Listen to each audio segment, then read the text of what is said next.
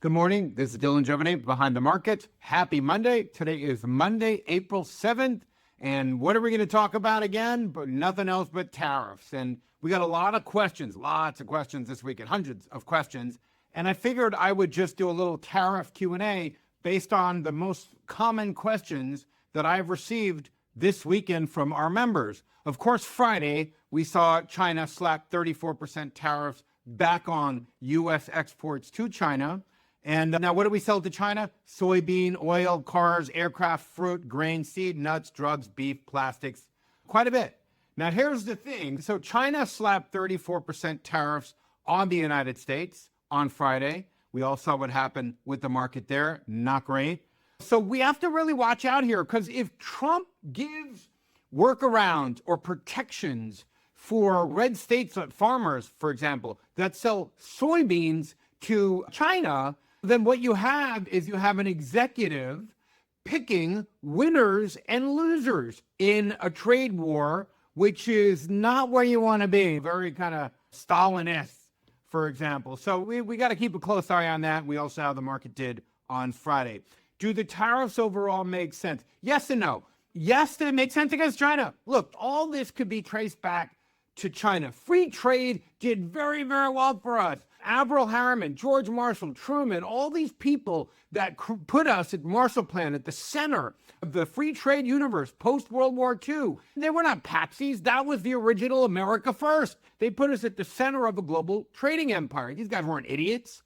What we did that was stupid is we let China into the World Trade Organization. And basically, we let a communist country, planned economy, that basically came in to screw us. And there's proof of that in the Chinese Communist archives. I'm not going to get into all that right now.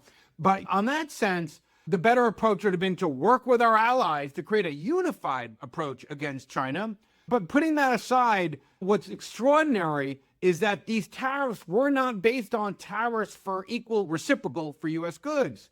They were based on the trade deficit that each country runs with us. And that makes very little sense to me.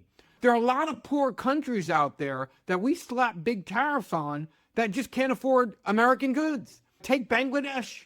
Are we punishing Bangladesh because we buy their wheat, but they can't buy Teslas from us? They're not rich enough?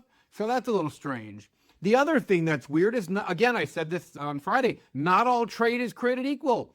Somebody could sell $1 trillion of couches to you that has a 10% profit margin, meaning they'll make $100 billion, where we sell $500 billion of software to them with a 30% profit margin. So we make $150 billion in profit on that. But that's still a $500 billion trade deficit on the surface. But who would you rather be? The country that makes $150 billion or the country that makes $100 billion? Obviously, you'd rather be us with the 30% profit margin goods. It really incentivizes our trading partners to punish our most profitable goods that we export. Again, software, services, iPhones, Teslas, whatever. Okay, here's a very common question. How bad was Thursday's drop, historically speaking? Look, this isn't hyperbole. Thursday was only the 6th time in history that the S&P 500 fell more than 4%, while the dollar also fell more than 1%. Usually, the greenback is a reserve currency, but people rushed out of the dollar, which really caused that late afternoon super panic selling. Because again, why are people leaving the dollar? Okay. Remember, if trade stops, what happens in Mercedes-Benz? I always use this example. They sell, let's say, $20 billion worth of cars in a quarter to America. They take that money in dollars. And what they do with those dollars is they take some of it back home, build a factory, do this, do that, build another factory in Mexico, wherever it is. But they take half of that other money and they buy U.S. bonds. That has kept our interest rates low, okay? When they stop buying U.S. assets, the dollar goes down. When they stop building U.S. factories, the dollar goes down. So Trump's idea that they're going to build factories in America is not borne out by the fall of the dollar. That tells you that money is fleeing the country. How bad will the tariffs be ultimately? Look, the biggest threat in my mind are conflicting messages, okay? The challenge now is that business is frozen in place. Do they build now or not? Because he changes his mind, and you're getting mixed messages. So if business does not believe Trump will stick with his tariffs, the investment required to spur this domestic nirvana is not going to materialize. They're just going to be frozen in place. But if they do believe him, the markets will crash because Trump's tariff scheme will make us poor over time. Lower growth, higher inflation, et cetera, et cetera, et cetera. Here's the wild card. Trump has done these tariffs under executive authority. National emergency, never really been used like this before.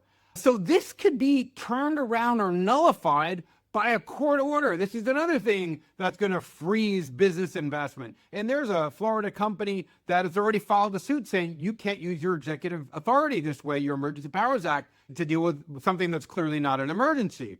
So Congress has the authority to tax, spend, and tariffs, but they've pushed out this authority in a lot of ways to the executive.